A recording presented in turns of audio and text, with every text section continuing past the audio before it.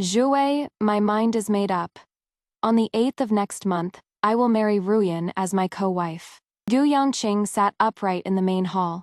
His tone was one of announcement, not discussion. My mother-in-law chimed in from the side. It is normal for men to have 3 wives and 4 concubines. Not to mention Ruyan is an innocent daughter from a scholarly family. As the primary wife, you should be magnanimous enough to tolerate others. I stroked the fine jadeite bracelet on my wrist and chuckled softly. All right, they were all stunned. I raised my eyes, my gaze sweeping across his smug face. It is just husband. I came from a merchant family, reeking of money. If my father hadn't paved the way with half a mountain of gold back then, I could never have married up into their Giyu family, this so-called scholarly family. Gu Yangqing is a famous scholar in the capital. A single essay of his could cause the price of paper in Luoyang to soar. And I'm just an uncultured person who can't even tell the difference between poetic tones. Married to him for 3 years. I've done my best to serve his parents and manage the household, constantly pouring my Shen family's rich dowry into this Gu manor, which has nothing but a good reputation and has, in reality, long been in decline. I thought a person's heart could be warmed. Now it seems, I was naive. Seeing how readily I agreed, a trace of contempt flashed in Gu Yangqing's eyes. But he quickly put on that hypocritical, compassionate facade again. Jiwei, I've wronged you. Ruyan and I are soulmates. Like high mountains and flowing water, our feelings are uncontrollable. But I promise you, you will always be the mistress of the Gu residence, and your position is unshakable. Beside him, Liu Ruyan timely lowered her head, revealing a section of her snow-white neck, her voice as faint as a mosquito's buzz. Sister, it is all Ruyan's fault. If it weren't for my mutual affection with brother Yangqing, I wouldn't have put sister in such a difficult position. After I enter the family, Ruyan will definitely treat sister like my own, serving you day and night with no ulterior motives. What a delicate white lotus, unable to withstand the cool breeze. My mother-in-law nodded in satisfaction, took Liu Ruyan's hand, and patted it. Good child. Our Jiyu family wants a well-read and reasonable woman like you. Unlike some people, who only have gold and silver, but no integrity. That remark was meant for me. I was still smiling, but the smile didn't reach my eyes. Mother is right. I went along with her words, since husband and mother have both decided. I, a mere woman, naturally have no objection. I paused, then changed the subject, looking at Gu Yangqing. It is just husband. Marrying a co-wife is not the same as taking a concubine. The pageantry, etiquette, and expenses cannot be small. Otherwise, wouldn't we be wronging Miss Liu and also losing face for our Jiyu family? Upon hearing this, Gu Yangqing's brows relaxed. He cares most about his reputation. What Jiwei says is absolutely right. I will definitely use a grand 8-carrier sedan chair, with the ceremony befitting a proper wife to marry Ruyan into the family in grand style. A blush instantly spread across Liu Ruyan's face, her eyes filled with pride and longing. My mother-in-law's face also lit up with joy. Jiwei is still the most sensible one. This matter is settled, then. I stood up and straightened the creases on my sleeves. That would be great. It is just that the money I have on hand was just used a few days ago to purchase a new batch of goods for the family silk shop, so cash flow is a bit tight. I furrowed my brows, feigning difficulty. There is still some silver in the storehouse, but that is all on my dowry list. Before using it, I need my father's seal. How about this? I'll first write up a detailed list of the required expenses. You sign it, my lord, and then I'll take it to my father to look over, so he can be at ease. Ji Yongqing waved his hand impatiently. These trivial matters. You can just handle them yourself. Why go through so much trouble? In his view, my dowry, having entered the Gu family's doors, naturally became the Gu family's money. I insisted. My lord, even blood brothers keep clear accounts. This is a serious matter.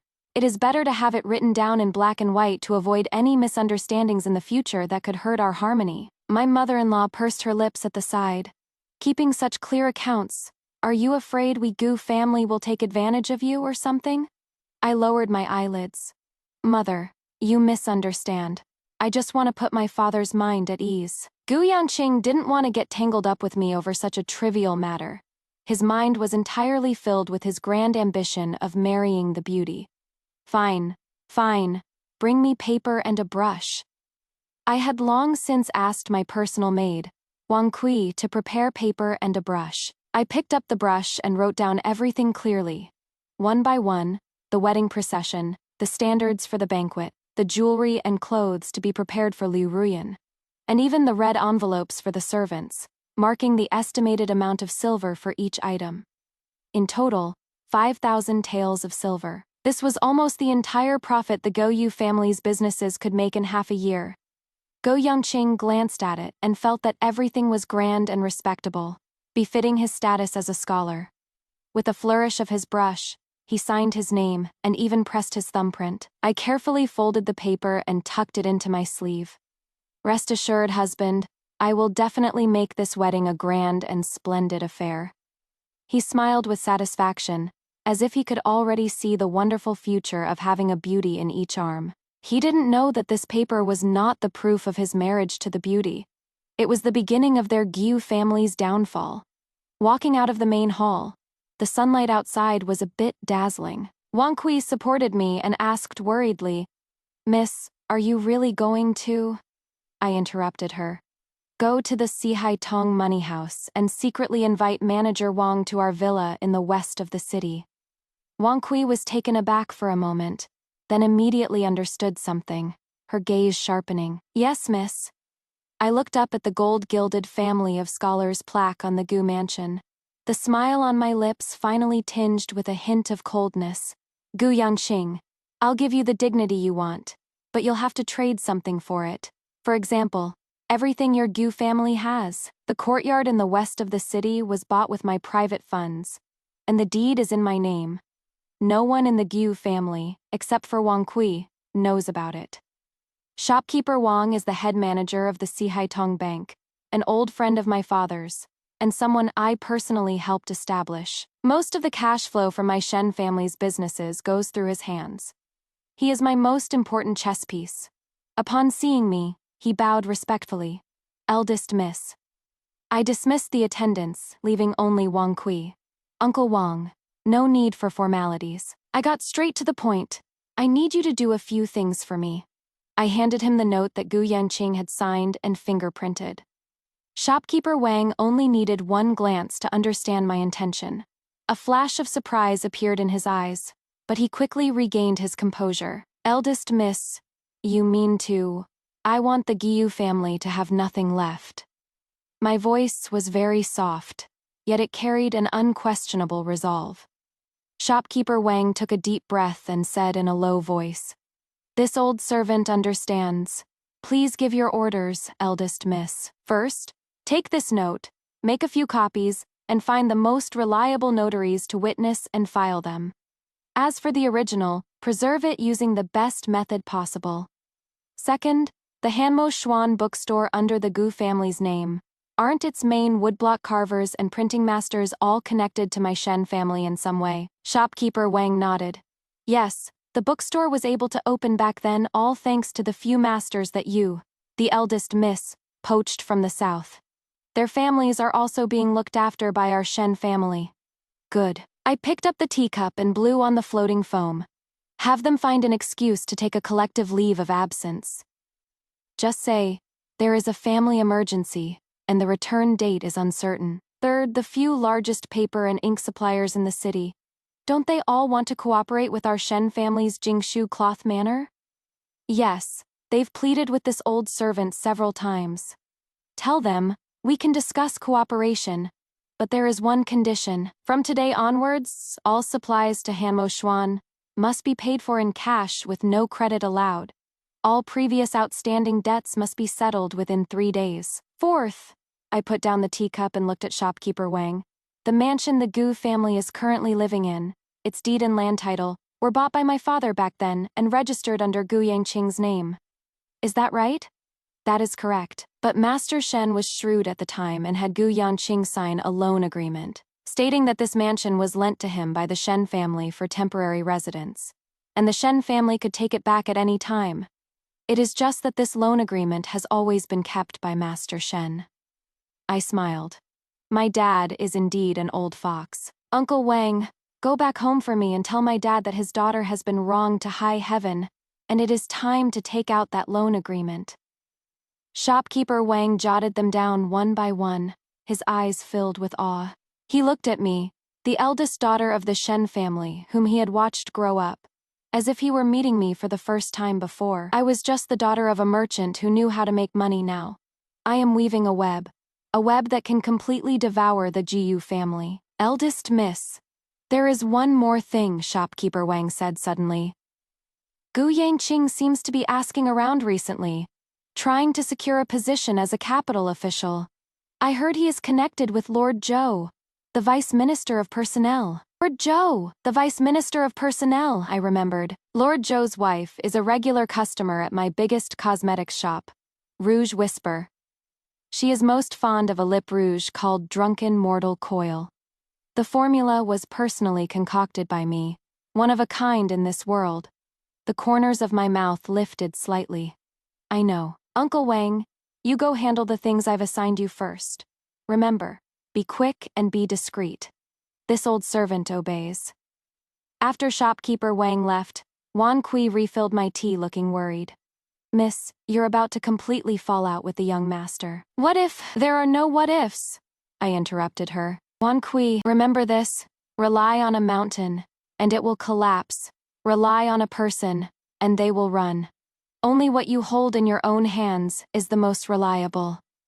In the 3 years since I married into the Jiyu family, I haven't been a submissive wife. I've been laying out a plan. The Jiyu family's businesses, from bookstores to farmlands, and then to storefronts, every single account, every single contract. I know them like the back of my hand. Using my dowry, I replaced the core lifelines of these businesses, bit by bit, with my own people and with terms beneficial to my Shen family. Gu Yanqing and his mother thought they were marrying an inexhaustible money bag. They didn't know that this money bag had hands, feet, and a brain. And now, I'm going to take back everything that belongs to me, with interest. In the evening, I returned to the Gu residence. Gu Yanqing was in his study, writing furiously a love poem for Liu Ruyan. Seeing me enter, he didn't even look up, only saying, "About the money, did you talk to your father? He didn't give you a hard time, did he?" "Don't worry, my husband. Father is reasonable and has already agreed." My tone was calm. "That is good." He put down his brush, admiring his masterpiece with a smug smile on his face. "Zhuwei, don't you worry. After Ruyan enters the family, I won't treat you unfairly." Looking at his hypocritical face, my heart was ice cold. Treat me unfairly. Gu Yanqing, you'll soon find out what it truly means to have absolutely nothing. Gu Yanqing got the money, or rather, the 5,000 taels in banknotes that I had promised. Of course, these banknotes were issued by the Sihai Tong Bank, and the bank's money is ultimately still my Shen family's. It is just moving money from my left hand to my right. But he doesn't know that. He only knows that he can finally marry the love of his life in grand style. The entire Jiyu residence was immersed in a joyous and festive atmosphere. My mother-in-law held Liu Ruyan's hand, one moment measuring her for new clothes, the next picking out styles of jewelry, her smile so wide it couldn't close. "Ruyan, ah, look at this golden bayao. It is a perfect match for you. And this pair of Eastern pearl earrings. They were a reward from the palace received when Yangqing's father was most favored by the emperor. I've kept them all this time, and today I'm giving them to you." Liu Ruyan feigned refusal, her face full of bashful shyness. "Mother, this is too precious. Ruyan can't accept it. Silly child, we'll be family soon. What is there you can't accept?" My mother-in-law stuffed all the jewelry into her hands. "From now on, you'll be our Jiyu family's co-wife of equal standing, a noble status. We can't let others look down on you."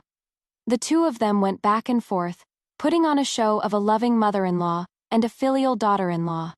I sat not far away, quietly drinking my tea like an outsider. Gu Yanqing walked over and sat down beside me, his voice uncharacteristically gentle.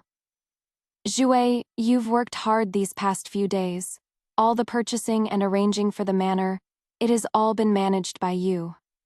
I put down my teacup and said lightly, this is my duty. Aunt Ruyan is married into the family.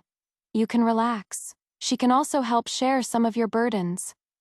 He looked in Liu Ruyan's direction, his gaze so gentle it could drip water. I sneered in my heart, share my burdens, more like share my family fortune. Liu Ruyan seemed to feel his gaze, looking back and giving him a sweet smile, then shot me a provocative glance. In those eyes, there was the undisguised posture of a victor. I couldn't be bothered to pay it any mind. Just a jumping clown, won't be around for many more days. Gu Yanqing began his grand shopping spree. First, he went to the capital's most famous Tiangong workshop to order an 8-bearer sedan chair made from the finest golden thread Nanmu wood. Just the carvings on the chair alone were required to be the 100 birds paying homage to the phoenix pattern, which was extremely intricate, and the price was naturally sky-high. Then, he booked out the capital's largest restaurant, Drunken Immortal Residence. The wedding banquet was to last for 3 days and 3 nights. A continuous feast, with guests invited from all over, making sure everyone in the capital knew that the great scholar Gu had a double blessing on his hands. The betrothal gifts for Liu Ruyan were even more astonishing. Silks and satins, jewelry, antiques and paintings filled a full 20 carriers, which were carried in a grand procession from the Gu mansion to the Liu family's dilapidated little courtyard, attracting neighbors from half the street to come out and watch. The Liu parents were grinning from ear to ear, telling everyone they met how fortunate their daughter was to have latched onto a high branch like the Giyu family. Liu Ruyan also completely transformed from the daughter of a poor scholar into the center of everyone's attention. She wore magnificent clothes, donned expensive jewelry, and was followed by maids and servants wherever she went. Her pomp even greater than mine, the official wife. She began to frequently enter and exit the Gu mansion, under the guise of learning household management.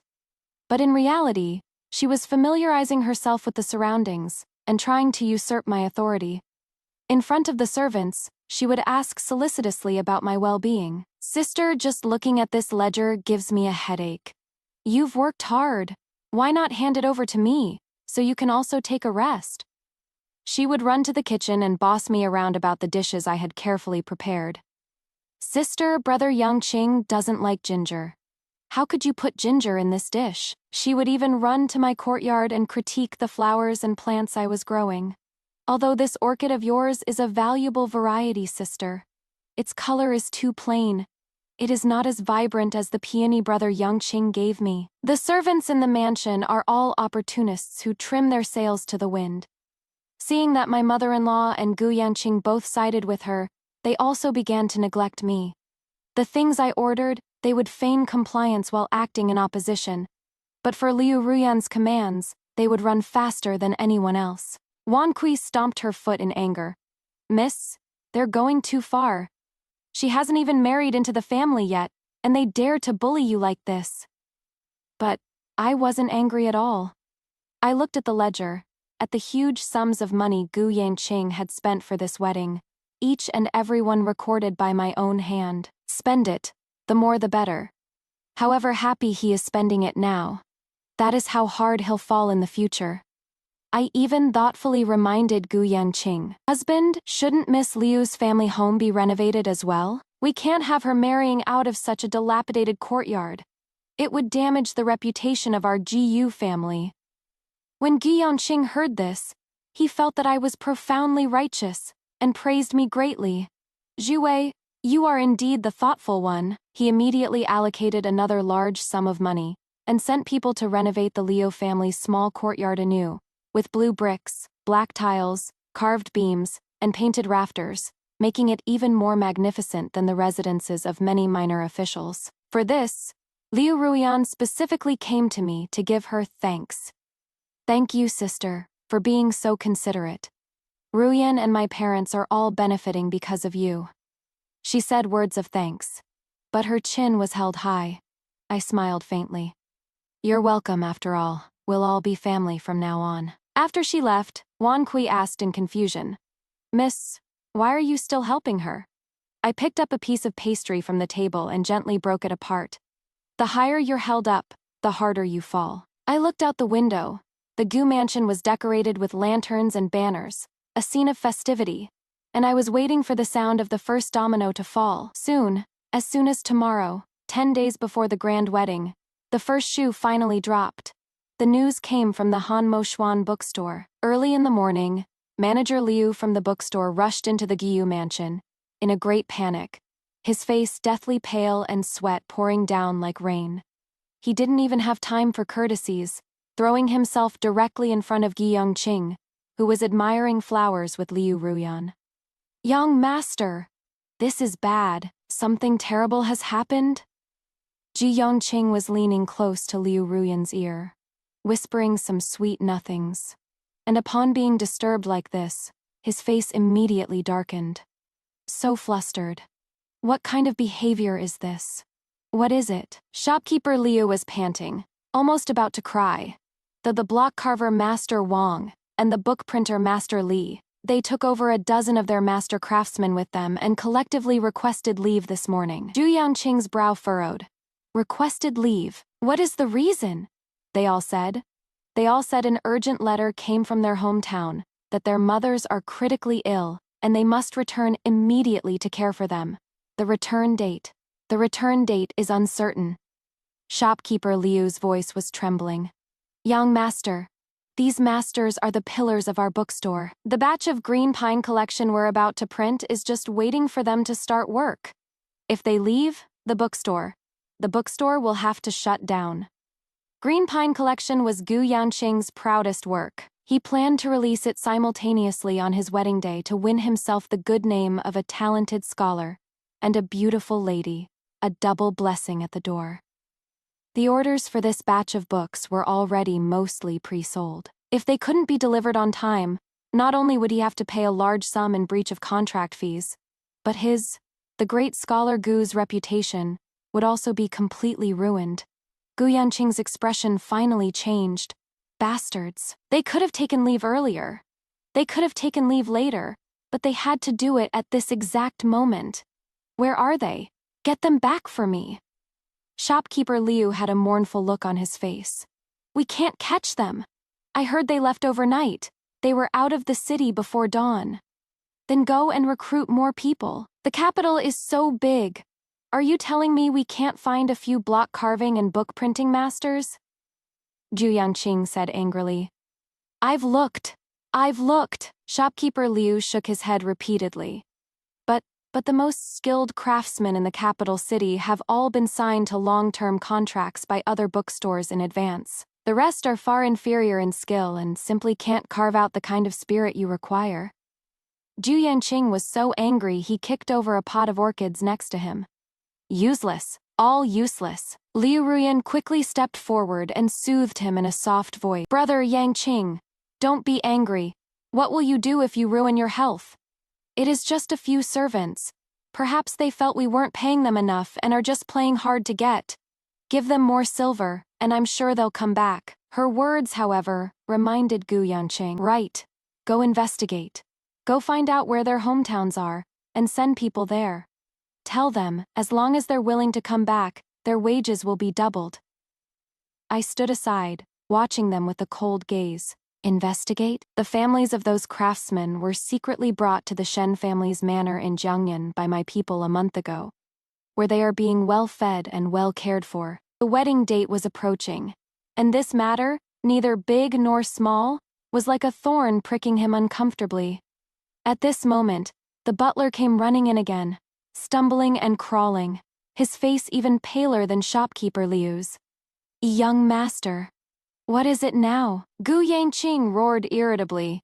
The shopkeeper of the Fuyonlei fabric store in the south of the city, and the shopkeeper of the Jubaoshai antique shop in the west of the city. Shopkeepers from several shops have all come, saying they want to terminate their leases. The Gu family owns over a dozen storefronts, and by collecting rent, they have a considerable income each year. Gu Yanqing was stunned. Terminate the lease. Why would they want to terminate the lease all of a sudden? The steward was on the verge of tears. They all say our Jiu family shops have bad feng shui, that ever since they rented them, their business has plummeted, and if they don't terminate the lease soon, they'll go bankrupt. Some also said that our Gu family is having a wedding, and it is clashing with their fortune. Utter nonsense. Gu Yangqing trembled with anger. It is written clearly in the contract, if they dare to terminate the lease early, make them pay 3 times the rent as compensation. The steward wiped his sweat. They said, they'd rather lose the money but insist on terminating the lease. Ji Yangqing plopped back into his chair, feeling a wave of dizziness. The block carving master ran off, so the books can't be printed. Now even the tenants are running off, and the family's income has suddenly been cut by more than half. And in order to marry Liu Ruyan, he had already spent a large sum of silver, with even more expenses waiting. Money, money, money. For the first time he felt the distress of lacking money. I walked up at the right moment, handed him a cup of calming tea, and said softly, "Husband, don't be anxious. Perhaps it is just many things happening at once recently. Regarding the bookstore, at worst we can postpone the publication. As for the shops, we just need to find new tenants." My thoughtfulness seemed to bring him a sliver of comfort. He took the tea, sipped it, and sighed deeply. "Joey, you're still the sensible one. Unlike some people, who only know how to cause trouble." As he said this, he gave a meaningful glance towards the doorway. Liu Ruyan was standing right there, a look of bewilderment on her face. How could she have ever dealt with such vexing matters? At this moment, aside from shedding tears weakly, there was nothing she could do. For the first time, a hint of impatience flashed in Gu Yanqing's eyes. I lowered my eyes, hiding the cold smirk at the corner of my mouth. "This is just the beginning, Gu Yanqing. The trouble you're thinking of is far from over." In the following days, it was as if the Gu residents had been possessed by a god of misfortune. Bad news came one after another. First, the capital's largest paper and ink supplier, shopkeeper son of Wenyuan Pavilion, personally came to the door and politely handed over a bill. "Great scholar Gu. I'm truly sorry. The shop has been having some cash flow problems recently, and the owner has given a strict order that all accounts must be settled. No credit. You see, this is the 3,200 taels for paper and ink previously owed by Hanmo Xuan. I must ask you to settle it within 3 days. Otherwise, it will be difficult for my shop as well." "Sensen Arbeidown." Gu Yanqing's hands trembled as he looked at the bill. In the past, to curry favor with him, which of these suppliers didn't let him buy on credit? Sometimes for over half a year. What is going on today? It is as if they all planned it. He suppressed his anger and forced a smile. "Shopkeeper son, our 2 businesses have worked together for many years. Why be in such a hurry? Give me a few more days. Wait until I'm done with this busy period." Manager Sun said with a troubled look. "Great scholar Gu, it is not that I don't want to give you face. The thing is, the owner has spoken. If I can't get this money back, I'm done for as the manager. Please, just take pity on me." With things having been put this way, Gu Yangqing could no longer refuse. He could only grit his teeth and have the bookkeeper fetch the money. But the bookkeeper quickly returned with a pained expression. "Young master, the accounts. There is no money left in the accounts." "No money left?" Ju Yangqing shot to his feet. "Didn't we just withdraw 5,000 taels a few days ago? How can there be no money?" The bookkeeper spread open the ledger. "Young master, you see, 1,000 taels were spent on the custom-made 8-bearer sedan chair. 800 taels were paid as a deposit to book Zui Xianju for a 3-day banquet. 2,000 taels were spent on the betrothal gifts for Miss Lu's family and renovating the residence. And then there are the purchases and tips for everyone in the estate. Now, there is less than 100 taels left in the accounts." Looking at the list of transactions in the ledger, Gu Yanqing's vision went black. He never expected money to be spent so quickly. After sending away manager Sun, who had practically been refusing to leave, Gu Yanqing shut himself in his study and didn't say a word. My mother-in-law also got anxious. She burst into the study and started yelling at Gu Yangqing. Yangqing! What on earth is going on? Everything was fine. Why do we need money for everything all of a sudden? Let me tell you, for the wedding to marry Ruyan, there can't be the slightest bit of carelessness. Not a single cent of the money that needs to be spent can be spared. Ji Yongqing was already annoyed, and her shouting made him fly into a rage. Mom, what can you do besides cause trouble? Don't you know what the family's situation is right now? This was the first time he had ever lost his temper at his mother. His mother was stunned, then she plopped down on the floor and started slapping her thighs and wailing. I can't go on living. I worked so hard to raise you, hoping you'd bring honor to our ancestors.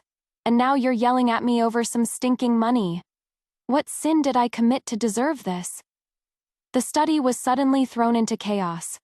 Liu Ruyan rushed over when she heard the commotion, and her face turned pale with fright at the scene. She stood at the doorway, not knowing whether to enter or retreat. In the end, it was I who stepped in, persuading my wailing mother-in-law to leave and having the servants send Liu Ruyan back. The study finally quieted down. Gu Yangqing sat dejectedly in his chair, his head in his hands, his face full of pain. I got him a fresh cup of hot tea and said softly, "Husband, as for the money, there is always a way." He looked up, looking at me as if I were a life-saving straw.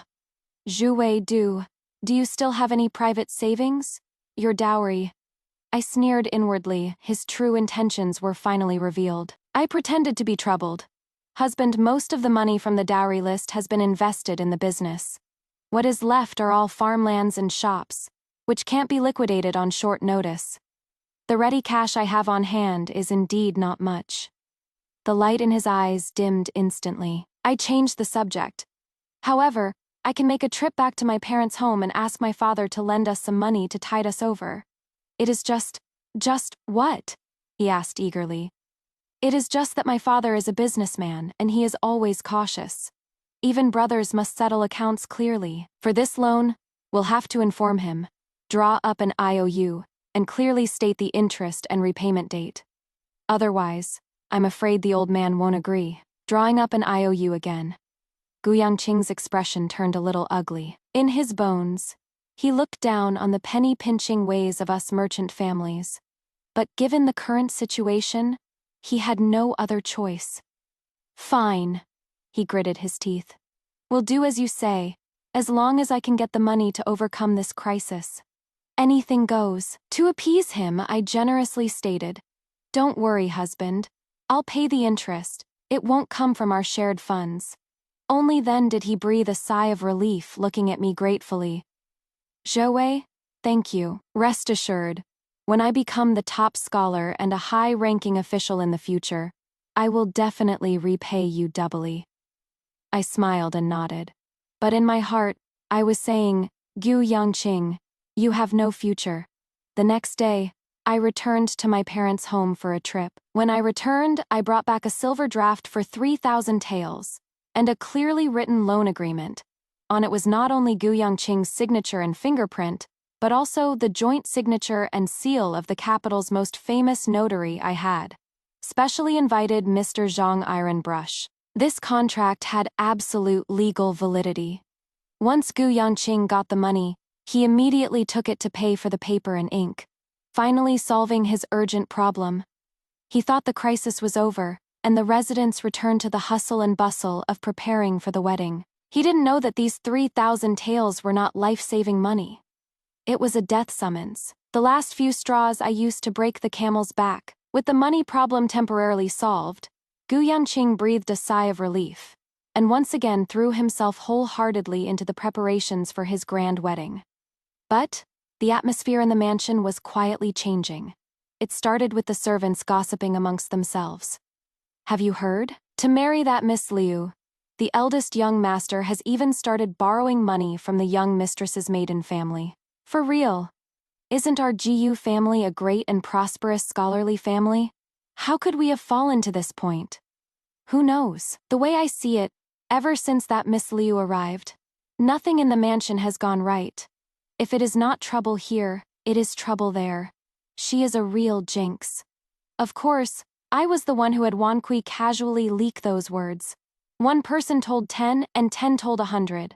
Soon, the way everyone in the residence looked at Liu Ruyan changed. It was no longer the previous fawning and sucking up, but instead held a bit more scrutiny and contempt. Naturally, Liu Ruyan sensed it too. She tried to assert her authority in front of the servants several times, but found that no one would listen to her at all. She was so angry she went to her mother-in-law to complain. My mother-in-law was already pissed off because Gu Yanqing had yelled at her, and after hearing some rumors, she wasn't giving Liu Ruyan a good look either. That is enough. The manor is already in a mess. Don't you cause more trouble. All day long, all you know is how to be jealous and fight for favor. Don't you have any of the manners of a well-bred lady? Her mother-in-law gave her a harsh scolding, making Liu Ruyan's eyes turn red. Feeling wronged, Liu Ruyan went to find Gu Yanqing. Gu Yanqing was completely overwhelmed with the bookstore's affairs and was in no mood to listen to her tearful complaints. Ruyan, can't you be more sensible? I'm busy here. He impatiently sent her away. After being rebuffed repeatedly, the resentment and unwillingness in Liu Ruyan's heart grew and grew. She blamed all of this on me. She was convinced that I was scheming behind her back, that I couldn't stand to see her happy. That afternoon, she furiously stormed into my courtyard. I was pruning a pot of clivia. Shen Jiwei, don't think I don't know that you're behind all of this. She got straight to the point, not even bothering to call me older sister. I put down the scissors and slowly wiped my hands. What is Miss Liu talking about? I don't seem to understand. Stop playing dumb. She pointed at my nose. Those craftsmen, those tenants. Wasn't it you who made them leave? You're just jealous of me. Jealous that Brother Yangqing loves me, so you resorted to these despicable tricks. I smiled. Miss Liu, everything requires evidence. You say I did it, so where is the proof? Besides, why would I be jealous of you? Jealous of your poor family background, or jealous that you need to rely on a man to live a good life?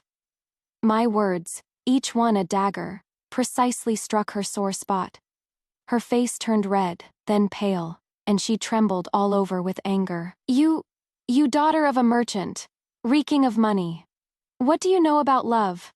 Brother Yangqing and I have a spiritual connection. We're soulmates. How could a vulgar person like you possibly understand? Oh, soulmates. I raised an eyebrow. Then has your soulmate told you that to give you a grand wedding, he has already emptied the family coffers? Has he told you that he is now relying on money borrowed from my family just to keep up this lavish appearance? Liu Ruyan's face instantly turned deathly pale. You're lying, Brother Yanqing would never. You know full well whether I'm lying or not. I stepped closer to her and lowered my voice. Miss Liu, what is it that you truly want? Is it Gu Yanqing the man or the title of Mrs. Gu and all the wealth and glory that comes with it? I had struck a nerve. She averted her gaze, but her tone remained defiant. I love Brother Yangqing for who he is, whether he is poor or rich. Is that so? I chuckled softly. Then that is perfect. When he has nothing left, you can prove your undying love for him. I ignored her and turned back to tending my flowers and plants. Liu Ruyan stood where she was, looking at my calm and unbothered back, and felt fear for the first time. She discovered that the Shen Zhuwei she thought was docile and easy to bully was in fact a complete enigma that she couldn't figure out at all. She slinked away dejectedly. Wan Kui came out of the room and said with satisfaction, Miss, you were amazing just now. Let's see if she dares to be so arrogant again, I said lightly. This is just the beginning. The more flustered she gets, the more mistakes she'll make. Sure enough, from that day on, Liu Ruyan became anxious and restless. She began to constantly demand assurances from Gu Yanqing, asking him to swear he would love her forever, asking him to promise her more things. She rushed the wedding date, as if a delay of even one day would cause the wealth and status she had in hand to fly away. Gu Yanqing was getting extremely annoyed by her, and the two had their first intense argument. And me, I was just coldly watching all of this from the sidelines, watching their once unbreakable love start to crack bit by bit under the pressure of reality. At the same time, I threw out the heaviest stone that would crush the Goyu family. I arranged to meet with the wife of Lord Zhou, the Vice Minister of Personnel at my cosmetic shop. Rouge Whisper. Madame Zhou was a woman in her early 40s. Well-maintained and still graceful. She was the most honored customer of my Yanji Yu, and her monthly spending in the shop was enough to cover a common family's expenses for a whole year. She was especially fond of the unique Zui Hongchen lipstick that I personally mixed, unable to put it down. I pushed a newly made box of Zui Hongchen in front of her. The box was made of top-grade red sandalwood, and inside it quietly lay a small jar of paste, crimson red like blood, emitting a faint, exotic fragrance. Madame Zhou, this was newly made with this spring's freshly picked morning dew roses, mixed with pearl powder from the South Sea. Would you like to try it? Madame Zhou's eyes lit up. She picked up a little with a silver stick and gently dabbed it on her lips. In the mirror, her lips instantly became plump and glossy, the color of cherries, adding a bit of color to her whole being. Wonderful, just wonderful, she praised endlessly. Shopkeeper Shen, this craftsmanship of yours is truly incredible. Even the imperial tributes in the palace can't compare to this. I smiled slightly. I'm glad you like it, madam. We made some small talk about clothes and jewelry, and I brought it up as if oh, by the way, madam, my husband has been talking about Lord Zhou a lot lately. He says Lord Zhou is a capable minister of our time, with outstanding talent, and that he admires him greatly. When Madame Zhou heard this, the smile on her face deepened. Who doesn't like to hear nice things? Oh, not at all.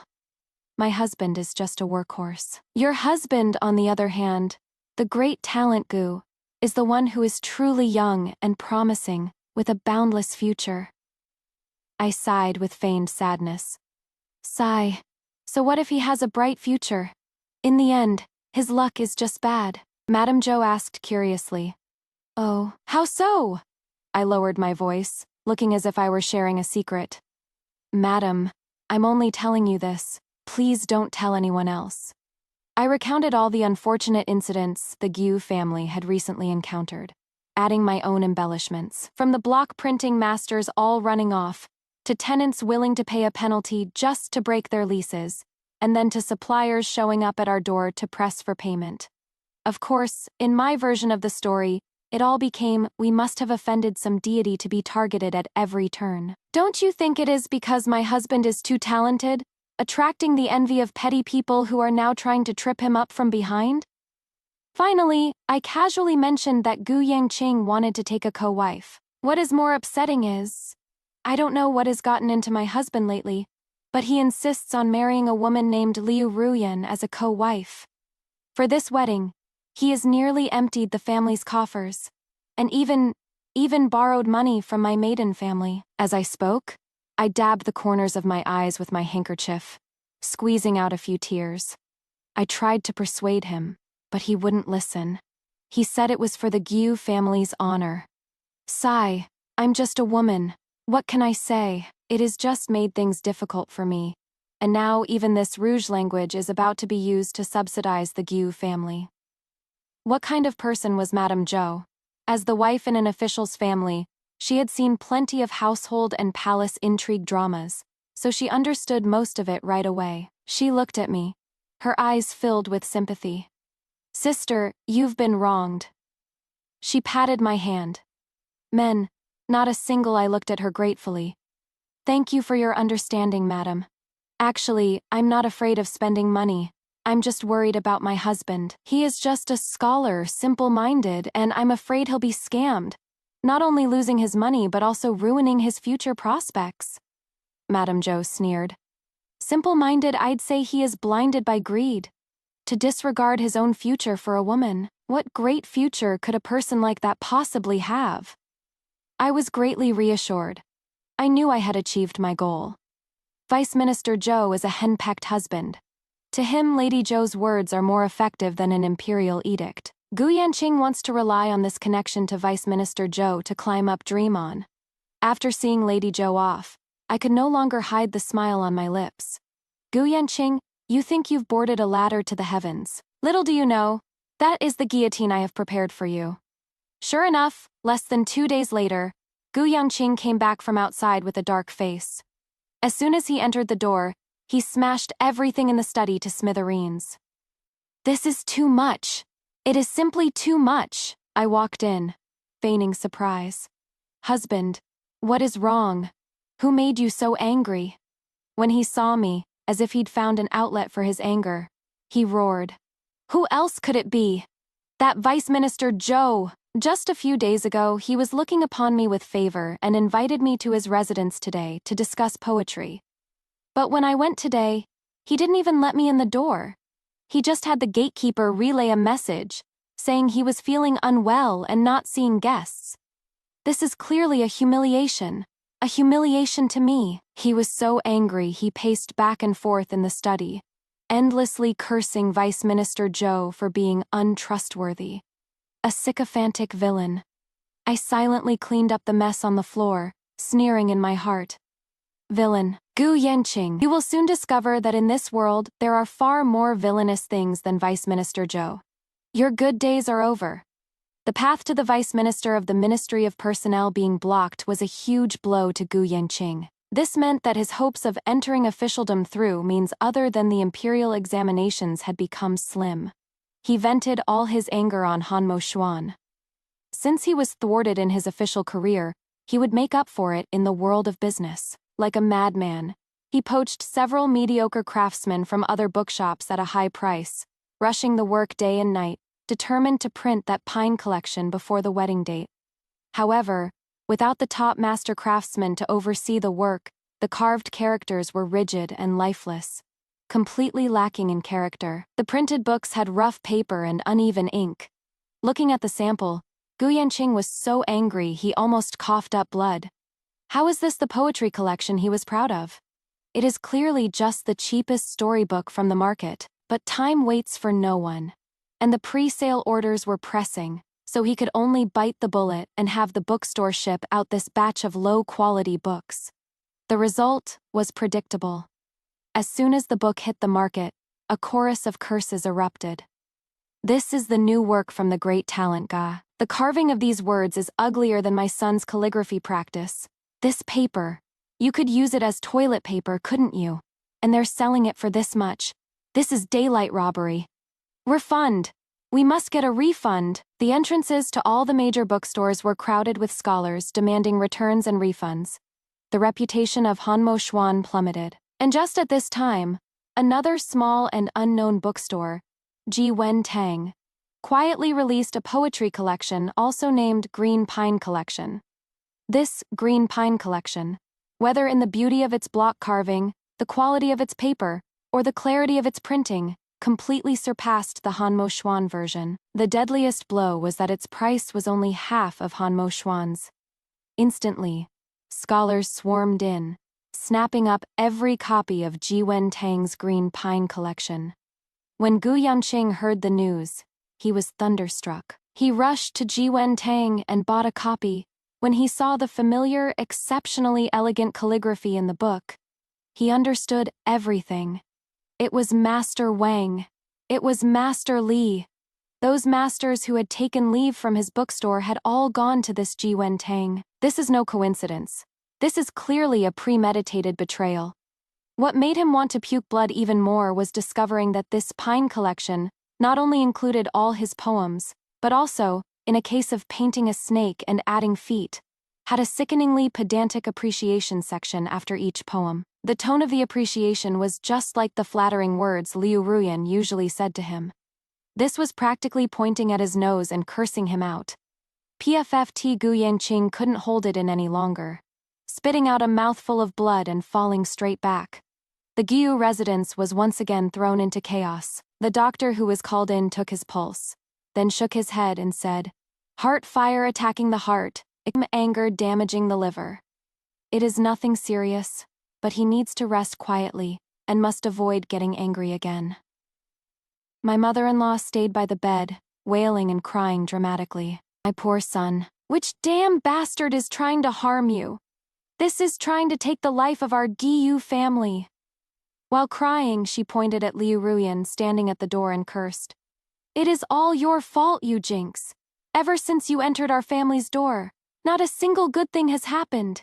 Give me back my son. Liu Ruyan's face turned pale from the scolding, unable to defend herself. She had been living on tenterhooks during this period, and now seeing Gu Yangqing collapse and the publishing house on the brink of ruin, the pillar of support she relied on for a living, was about to crumble. She was both scared and furious, pointing at me and screaming too. It is her. It was all her doing. That Jiwen Tang must have something to do with her. She just wants to ruin brother Yangqing and destroy our Gu family. Everyone's eyes were focused on me. I stood there, not flinching or dodging. My face even held a trace of pity. I walked to the bedside, looked at the unconscious Gu Yangqing, and sighed faintly. My husband, why can't you get over it? These are just worldly possessions. If they're gone, they're gone. Why ruin your health over them? Then I turned to my mother-in-law and Liu Ruyan, my face full of grief and indignation. Mother, Miss Liu, I know you're upset, but you can't just randomly accuse people. I've been married into the Giyu family for 3 years, and I've been wholeheartedly dedicated to this family. How could I harm my husband? As for Jiwen Tong, I only just heard about it myself. It must be some unscrupulous merchant who stole my husband's name and poached our master craftsman. My husband fell ill precisely because he couldn't swallow this insult. My acting was flawless. My mother-in-law was a bit swayed by my words. That is right. What is Shen Jue after? What good would ruining the Jiu family do her? Wouldn't she have to suffer along with them? But Liu Ruyan didn't believe me. She rushed over like a madwoman trying to tear me apart. You're lying! It was you! You venomous woman! Wan Kui, who was beside me, immediately stopped her. I looked at her coldly. Miss Liu, please have some self-respect. My husband is still sick. Are you making a scene here because you want to disturb his peace? My gaze was as cold as a knife. Liu Ruyan shivered under my gaze and actually didn't dare to step forward again. Just at this tense moment, the butler once again ran in, looking flustered. This time he was holding a stack of sealed letters in his hand. Young master. Oh no, madam. Outside several bailiffs from the yamen have come, and they delivered these. He handed the letters to me, trembling. I took them and looked through them one by one. The first one was a complaint from several suppliers, like Wen Yuanji, suing Hanmo Xuan, for overdue payments, demanding the bookstore be seized and auctioned to pay off the debt. The second one was a complaint from those tenants who terminated their leases, demanding the Giu family return their deposits and compensate them for their losses. The third one, the fourth one, every single one was a fatal debt, and the last one was an official document from the government. It was written on it, crystal clear, due to the GU residence's multiple overdue debts and bankruptcy of credit, upon the joint application of the creditors, all farmlands and shops under the GU residence's name are now seized until the debts are cleared. I gently placed that seizure document in front of my mother-in-law. Mother, please take a look. My mother-in-law couldn't read, but she recognized the bright red, glaring official seal on it. She asked, trembling, "What is this?" I said clearly, word by word, "It means, our GU family has gone bankrupt." The word, bankrupt, was like a clap of thunder, exploding in the GU residence. My mother-in-law's eyes rolled back, and she fainted on the spot. Liu Ruyan, on the other hand, was completely dumbfounded, standing there in a daze, muttering to herself, "Impossible. This is impossible." The entire GU residence, in an instant, plunged from a joyous wedding atmosphere into the panic of an impending apocalypse. The servants whispered amongst themselves, panic spreading, and some were already secretly packing their bags, preparing to find another way out. I calmly directed Wan Kui and a few of the more loyal old servants to carry my mother-in-law back to her room, and also called for a doctor to perform acupuncture on her.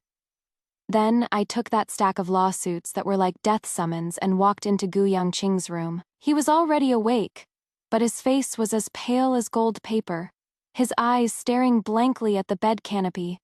I spread those lawsuits out before him, one by one. "Husband, take a look," He turned his head with difficulty, his gaze sweeping over the black characters on white paper. With every sheet he looked at, his face grew a shade paler. When he saw the final seizure notice, the hands that had once written countless romantic poems began to tremble violently. Seizure. All farmlands. Storefronts. He suddenly grabbed my hand, his strength frighteningly great. Jiwei, what is going on? Why did this happen? Our home. What has happened? I let him grab me.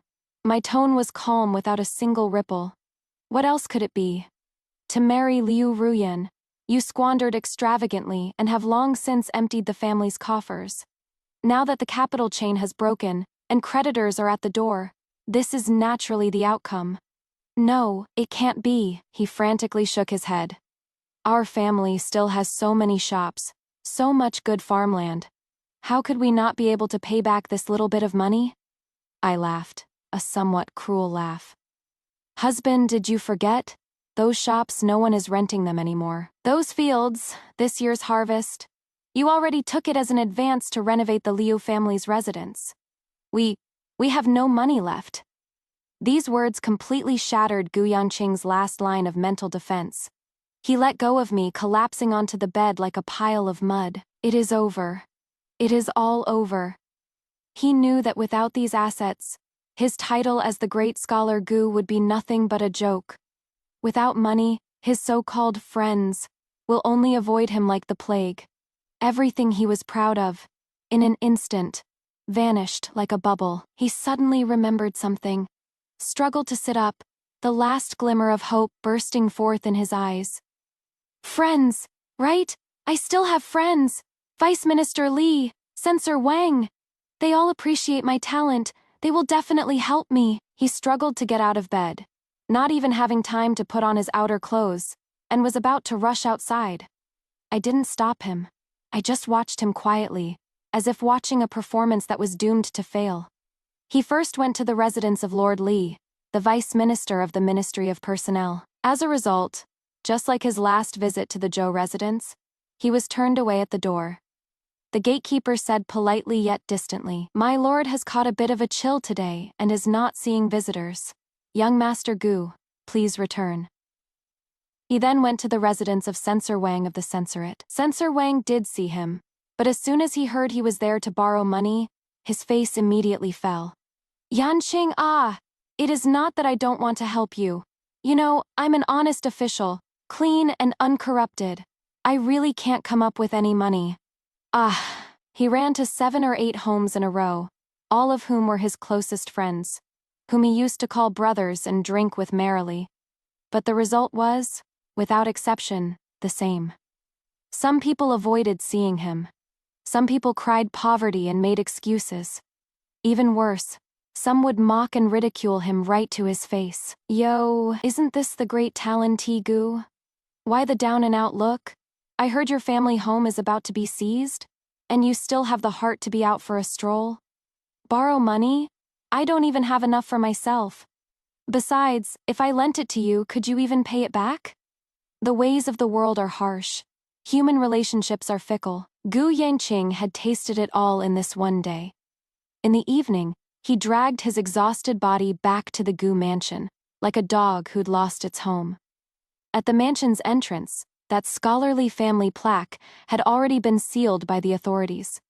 The afterglow of the setting sun shone upon it, looking particularly ironic. He stood at the door, looking at this home where he had lived for over 20 years, feeling so unfamiliar and desperate for the first time. More than half of the servants in the mansion had already left. Those who remained were also packing their things, preparing to leave this great house that was about to fall. He walked into his desolate courtyard and saw Liu Ruyan arguing with an old woman. All this jewelry was a gift from brother Yangqing. It is mine. You can't take it away. Liu Ruyan clutched a jewelry box protectively. The old woman was a long-time servant of the mansion, but at this moment her face was filled with contempt. Miss Liu, the mansion is about to be seized, and all these things are going to be used to pay off debts. It is useless for you to protect them. I don't care. It is mine. Watching this scene, Gu Yangqing only felt a sharp, twisting pain in his chest. This was the woman he yearned for, the one he was willing to bankrupt his family to marry. At his lowest point, all she cared about was just that gold and silver jewelry. His so-called lofty mountains and flowing water. His so-called soulmate was so fragile in the face of reality. Gu Yanqing's appearance made the two who were arguing stop. Seeing him, Liu Ruyan acted as if she'd seen her savior, immediately lunging at him and crying. "Brother Yangqing, hurry and do something about her. She wants to steal our things." She deliberately emphasized the word our. Gu Yanqing looked at her, his expression complex. He didn't speak, but just silently pushed her away and walked over to the old woman. "Let her take it." His voice was hoarse and dry. Liu Ruyan was stunned. "Brother Yangqing, what are you saying?" "But this is what you gave me," I said. "Let her take it." Gu Yanqing whipped his head around and roared at her. "These things were never ours to begin with. They were all bought with her money. Her he was talking about was, of course, me." Liu Ruyan was completely dumbfounded. She couldn't believe that this man, who had always been so incredibly gentle with her, would actually use such a tone to speak to her. Having received the order, the old woman stopped being polite, stepped forward and snatched the jewelry box, then turned and left. Liu Ruyan tried to snatch it back but was grabbed by Gu Yanqing. "Enough!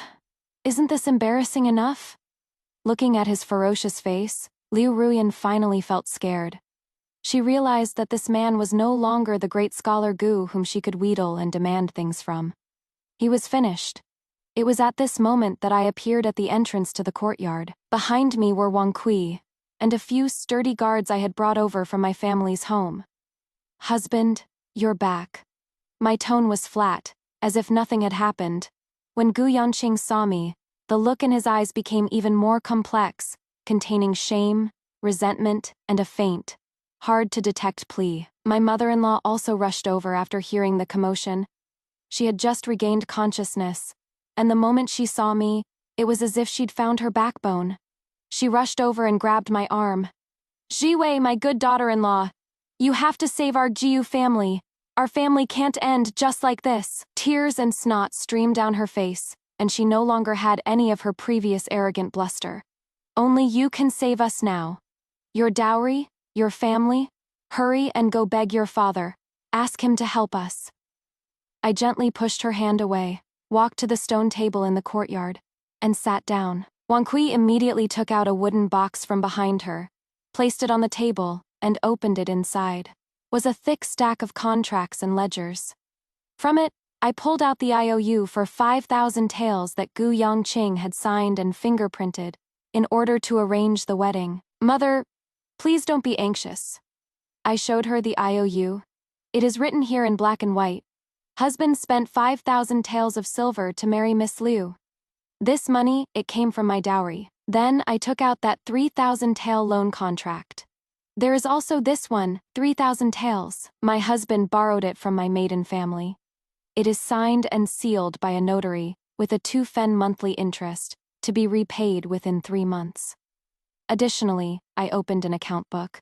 In the past 3 years, the silver I have successively invested into the Go family's business total 12,000 taels. Every single transaction is recorded and can be checked." With every sentence I spoke, my mother-in-law and Gu Yanqing's faces turned a shade paler. Liu Ruyan was even more frightened, backing away repeatedly. I raised my eyes, my gaze calmly sweeping over every single one of them. "Over these years, I've used my dowry to acquire 23 shops and 800 mu of fertile land for the Giyu family. But behind every land deed and property deed, there is an instrument of proxy from my Shen family. In other words, these assets, legally, still belong to my Shen family, just temporarily managed by the Jiu family. And Hanmo Xuan, the initial capital to start it, was provided by me. The masters who were poached were my people. Even the sign Hanmo Xuan was made from a piece of Phoebe Genin wood that was part of my dowry. Finally, I took out the most fatal loan agreement. As for this house we are currently living in, I gently placed the loan agreement, stamped with the Shen family's great seal, on the table. This was lent to the Go family for temporary residence by my father. Now, My father says he wants to take it back. Boom! The truth was, like a great mountain, collapsing with a roar, crushing the last shred of fantasy for everyone in the Gu family. My mother-in-law collapsed to the ground, her lips trembling, unable to utter a single word. Gu Yanqing's eyes were bloodshot, staring at me fixedly, a look that seemed as if he wanted to eat me alive. Shen Jiwei, you have such a cruel heart! He finally understood. None of this was an accident. All of this was a scheme I had meticulously planned. From the moment I nodded in agreement for him to take a co-wife, I had already laid an inescapable trap, just waiting for him to walk into it step by step. I looked at him and smiled. Heartless. Gu Yanqing, search your own conscience and ask, who is the one who is truly heartless? I was married to you for 3 years, managed the household for you, served your parents. Did I ever have a single word of complaint? I invested half of the Shen family's fortune into your Gu family. And what did I get in return? What I got in return was disdain from you and your mother. What I got in return was you taking my money to support a woman on the side. And you even wanted to bring her into our home to be my equal. You enjoyed the wealth I brought, yet you despised my merchant background for reeking of money. On one hand, you spent my money with a clear conscience. And on the other, you and your confidante laughed at my vulgarity. Gu Yanqing, you want your reputation, you want glory, you want the fine name of a scholar and beauty, and I'll let you have it. But there is no such thing as a free lunch in this world. Every single thing you've gotten, you have to pay a price for. Now, it is time for you to pay the bill. My voice wasn't loud, yet it was like sharp knives stabbing into Gu Yanqing's heart. He was powerless to refute, because every word I said was the truth. Gu Yanqing's face turned from red to livid to white, and finally to a deathly gray. As if all his strength had been drained, he staggered back a few steps and bumped into the pillar behind him. So, from the very beginning, you were scheming against me. His voice was hoarse, filled with disbelief. Scheming? I sneered. I'm just taking back what rightfully belongs to me. Is my Shen family's money supposed to be for you to squander, for you to support other women? You poisonous bitch, you snake-hearted woman. He finally tore off his last bit of pretense, his face twisting savagely as he lunged at me. I'll kill you. The guards behind me immediately came forward, holding him down tightly, one on the left and one on the right. He struggled frantically, like a trapped beast. Shen Jiwei, I treated you well. I gave you the status of the Guyu family's matriarch. I let you enjoy wealth and luxury. Why are you doing this to me? I stood up, walked in front of him, and looked down at him. Gu Yanqing, you still don't understand, even now. What you give me has never been what I wanted. The so-called status of matriarch of the Gu family is nothing but an empty title you've bestowed upon me out of charity. Your so-called glory, splendor, wealth, and rank. Which of these wasn't built upon the wealth of my Shen family? You've treated me well? Search your heart and ask yourself. In these 3 years, when have you ever truly looked me in the eye? In your eyes, I'm just a useful tool. A hen that lays golden eggs and nothing more. While you and Liu Ruyan were discussing poetry and songs, I was under the lamp auditing the accounts for you. While you were drinking and making merry with your friends, I was managing your farmlands and shops for you. You enjoy everything I've created for you, yet you despise me, plot against me, and now, you even want to destroy me. I pointed at my heart and said, word by word, Gu Yanqing, it was you who didn't want me first. Now, I don't want you either. Let's get a divorce. The moment the word divorce was uttered, everyone was stunned. In this era, only husbands could divorce their wives. How could a wife actively ask for a divorce? Gu Yanqing was also stunned. He stopped struggling and looked at me in disbelief. What did you say? I said divorce. I took the long-prepared divorce papers from my sleeve. Our fate as husband and wife has ended. From now on, let's go our separate ways and each find our own happiness. I don't want anything of yours. I just want to take back everything that belongs to my Shen family, including this mansion, all the farmlands and shops, and I paused, then slapped the loan contracts and statements down in front of him. What you owe my Shen family is a total of 20,800 taels of silver. Not a single cent less. 20,800 taels. For the now destitute Gu family, this was no different from an astronomical sum. Hearing this number, my mother-in-law shrieked and fainted again. Liu Ruyan was even more frightened, her face pale. She quietly backed away, wanting to slip away. Gu Yanqing stared at me intently, his eyes bloodshot. Shen Jiwei, do you have to be so ruthless?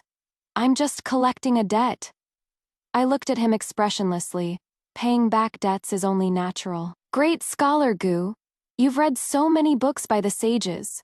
You can't possibly not understand this principle, can you? You? He trembled with anger but couldn't say another word, because he knew that what I said was right. All the contracts and documents are crystal clear, with his signature and thumbprint, and the notary's seal. Even if he sues at the yamen, he'd still lose. He lost, suffered a crushing defeat. Fine, fine. He suddenly let out a miserable laugh filled with despair and madness. Shen Jiwei, you're ruthless. He snatched the divorce papers and pen from my hand, and without even looking signed his name on it, then fiercely pressed down his thumbprint. I'll sign, I'll sign. I'd like to see what kind of good end a woman like you, cast out by her husband's family, can have without me, Gu Yangqing. He thought I was the one being cast out. I picked up the divorce agreement, looked it over carefully, and after confirming there were no errors, I carefully put it away. Gu Yanqing, you've got it wrong. It is not you divorcing me. We're having a mutual divorce. From now on, you and I have nothing to do with each other. I turned to the guards behind me. From today on, this residence is surnamed Shen.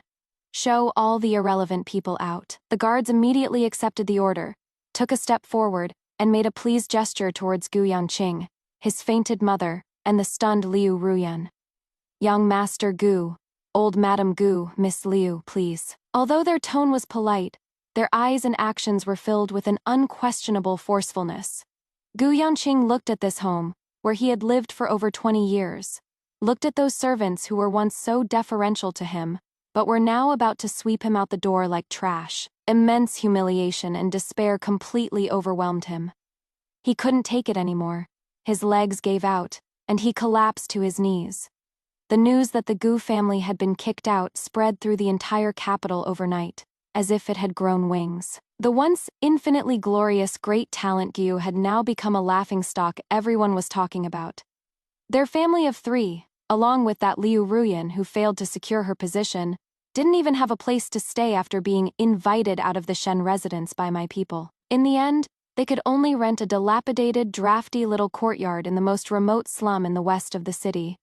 That small courtyard was even more dilapidated than Liu Ruyan's previous home. From fine clothes and exquisite food to swallowing bran and chewing on vegetable roots, this kind of fall was enough to drive anyone mad. The first one to break down was Liu Ruyan. Although she was poor since childhood, she was also raised like a delicate flower. How could she have ever endured this kind of hardship? In the small courtyard, there were no servants to wait on her. She had to draw water from the well and start a fire to cook by herself.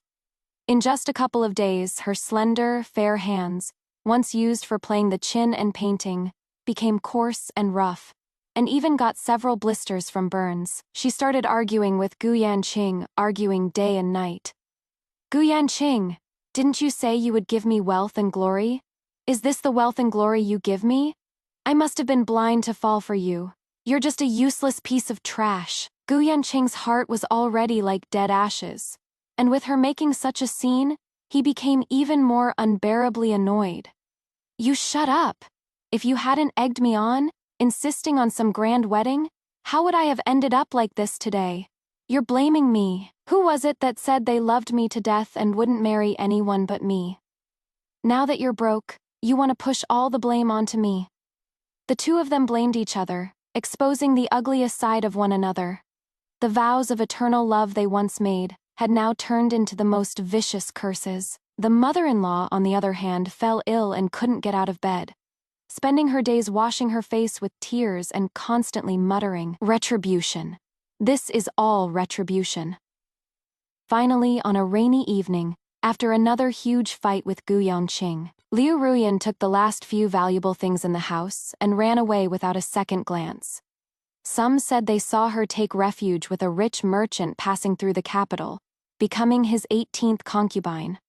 Others said that with nowhere to turn, she entered the pleasure den in the south of the city. In short, she completely vanished from Gu Yanqing's world. His so-called soulmate abandoned him without hesitation when he was at his lowest. This blow was even greater to Gu Yanqing than losing his entire family fortune. He completely fell apart. He started to abuse alcohol, lying drunk and unconscious in that dilapidated courtyard all day. And I, after sweeping the Guo family out, immediately began my new life. The first thing I did was take down the Guo residence plaque and replace it with the 2 words, Shen residence. I wrote these 2 words myself. The brushstrokes were sharp and full of power. Then I renovated Hanmo Xuan, renamed it Wenxi Pavilion, invited back Master Wang and the others, and used the best paper and ink to reprint an edition of Gu Yongqing's Green Pine collection. But this time, the author's name on the book was anonymous. Furthermore, in the book's preface, I stated that all proceeds from this book would be donated to the poor scholars of the capital as their scholarship fund. This move won me widespread acclaim. Wenxi Pavilion became an instant hit, becoming the favorite spot for the capital's scholars. I also expanded Yanji Yu, launched more new products, and business became more than 10 times better than before. I took back all the farmlands and storefronts, released them only to honest and down-to-earth business people, and the rent was 10% lower than the market price. In an instant, I, Shen Jiwei, went from a divorced merchant's wife to the most sought-after female tycoon and philanthropist in the capital. For the first time, my name was known and admired not as Gu Yongqing's wife, but as Shen Jiwei herself. My dad and my older brother came to see me, and seeing how I had managed, my older brother patted my shoulder and laughed loudly. "Good sister. That is the spirit of our Shen family. I was against it when Dad made you marry that sour scholar. Things are good now.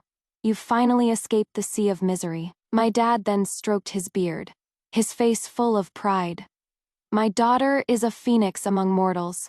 How could a small temple like that possibly contain her?" I looked at them and smiled from the bottom of my heart. Yeah, I was a phoenix to begin with. Before, I just tucked away my wings for one person.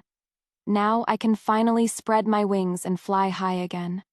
As the days went by, my business grew bigger and bigger. Pavilion of Literary Thought not only became the largest bookstore in the capital, but also started sponsoring talented scholars from humble backgrounds, truly becoming a breath of fresh air in the capital's literary world. The business of the language of Rouge even spread throughout the country, becoming a brand sought after by all the noble ladies and socialites. I am no longer that woman who hides behind a man, silently devoting herself. I began to show my face in public, doing business with all kinds of tycoons and merchants, and discussing current events with scholars and refined gentlemen. I discovered that when I was no longer confined to that small world of the inner quarters, the world outside was so vast and exciting. At first, some people also had their criticisms about a woman like me doing business. But when I donated 100,000 taels of silver to repair the official road from the capital to the south, benefiting countless merchants and common people, when I opened more than a dozen kanji sheds and saved tens of thousands of refugees during a disaster year, all the criticism turned into praise. They no longer called me shopkeeper Shen, but respectfully addressed me as Shen the philanthropist. Even the reigning emperor heard of my deeds, specially summoned me, and bestowed upon me a plaque reading "Benevolent and Charitable," which hangs at the main entrance of the Shen residence, countless times more glorious than the Guo family's scholarly family plaque. I became a legendary figure in the capital. As for Gu Yanqing, he completely became a forgotten joke. I heard that not long after he ran off with Liu Ruyan, his mother fell ill and never recovered, and then passed away. Before she died, she held Gu Yanqing's hand, telling him to find me and beg for my forgiveness. Gu Yanqing sold off the last of his family's possessions, just barely scraping together enough money to bury his mother. Then, he completely disappeared.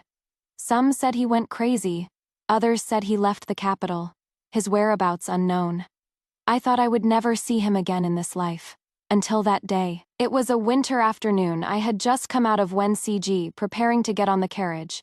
A person in ragged clothes, reeking of alcohol, suddenly rushed out from the side and knelt before my carriage with a thud. Zhu! That voice, hoarse, raspy, carried a tremor that was both familiar and strange to me. I lifted the carriage curtain and saw that face. His former handsome elegance was long gone. In its place was a sallow complexion, sunken eye sockets, and messy stubble. His eyes were bloodshot and murky, completely lacking the vigor he once had. It was Gu Yanqing. He knelt on the ground, looking up at me, his eyes filled with remorse and pleading. Zhu, I was wrong. I was really wrong.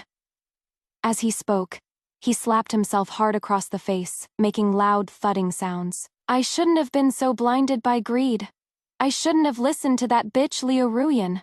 I shouldn't have treated you like that. These past few months, I've thought a lot. I remembered when you first married me. I remembered every single thing you did for me. Only now do I realize that you're the person who has treated me best in this world. Jiwei, can you forgive me? Let's start over. I swear, for the rest of my life, I'll treat you well and never let you suffer the slightest grievance again. Tears and snot streamed down his face as he cried, looking utterly pathetic. Passers-by on the street stopped one after another, pointing and whispering at us. Wan Kui frowned, wanting to step forward and shoo them away. I raised my hand to stop her. I quietly watched Gu Yanqing kneeling on the ground, watching the man I had loved for so many years. In my heart, there was neither hate nor love. There wasn't even a trace of pity. It was like looking at a stranger who had nothing to do with me. Is this the so-called wife-chasing crematorium? Too bad. I was no longer waiting for him in the same place. My crematorium has long since burned away all love and hate, leaving only a pile of cold ashes.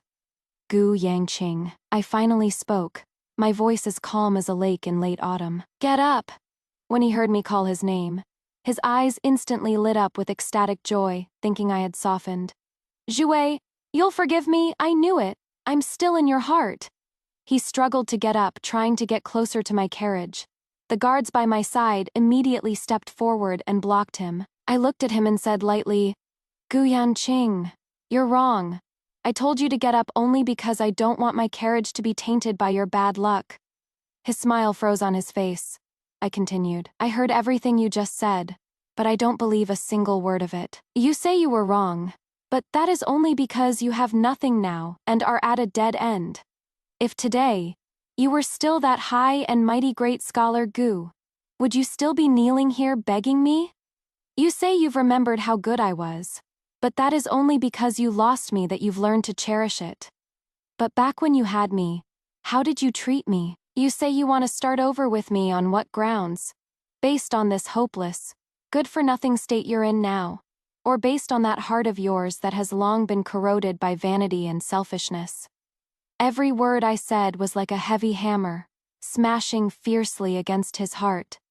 The color drained from his face bit by bit, turning ashen white as paper. No, it is not like that, Jiwei. I have truly repented. He was still trying to explain himself in vain. I interrupted him. Your repentance means nothing to me. Gu Yanqing, do you know, the moment you decided to marry Liu Ruyan, in my heart, you were already dead. Everything I have today, I, Shen Jiwei, fought for it with my own 2 hands. It has absolutely nothing to do with you, Gu Yanqing. And you, by losing me, you lost everything. That is the biggest difference between you and me. I lowered the carriage curtain, blocking out his despairing face. Wan Kui, let's go. Yes, miss. The carriage started moving slowly, rolling over the ground where he had kneeled, without the slightest pause.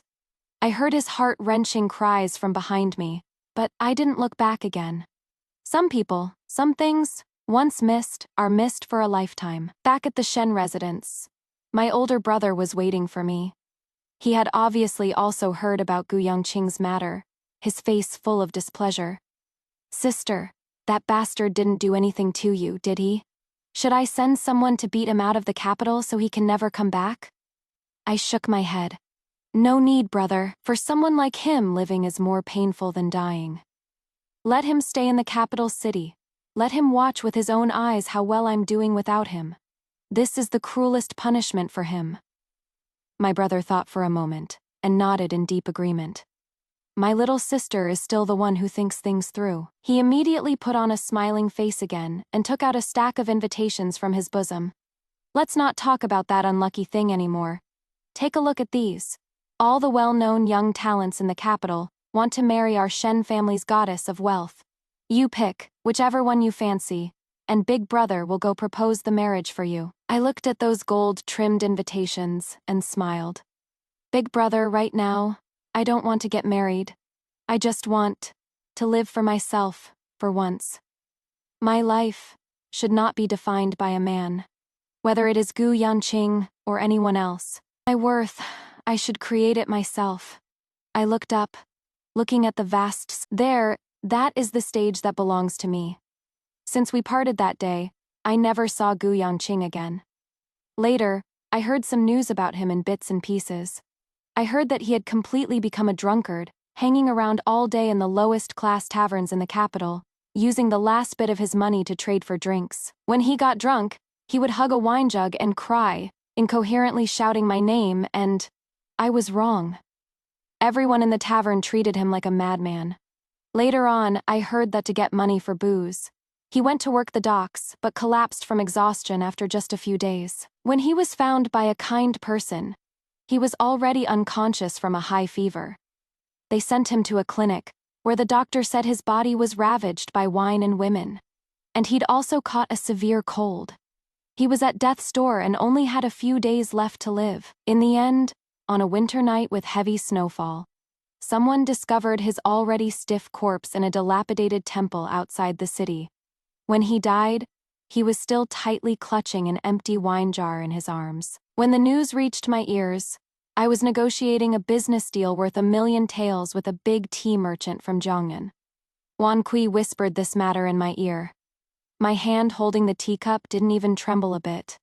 I just softly said, to indicate I knew. Then I raised my head and gave that tea merchant a calm and confident smile. Boss Lee, regarding the pricing for next year's new tea, I believe we still have room to raise it by 10%.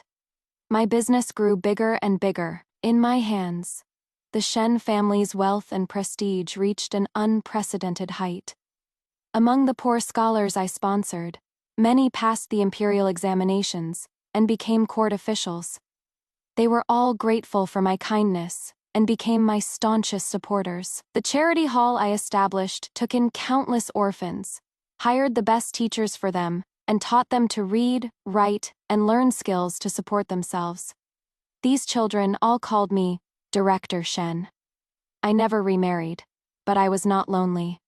By my side, I had a supportive family, loyal subordinates, and like-minded friends. My life was more fulfilling and wonderful than ever before. Occasionally, in the dead of night, I would also think of Gu Yanqing. I'd remember that youth in white, who recited poetry to me under the peach blossom tree. And I'd also remember the man who wanted to crush me into the mud for another woman. But those memories were already very distant, so far away, like it happened in a past life. I've loved, I've hated, and in the end, it all settled into calmness. He used his entire life to teach me the most profound lesson, and that is, a woman should never give up on herself for anyone. If you bloom, the breeze will come. If you are brilliant, heaven will make its own arrangements. I stood in the highest attic of the Shen residence, overlooking the brilliantly lit capital. I knew that my era, Shen Jiwei's era, was just beginning. My life, too, was just getting started. This prosperous age, this vast land, will all be the stage for me to display my talents.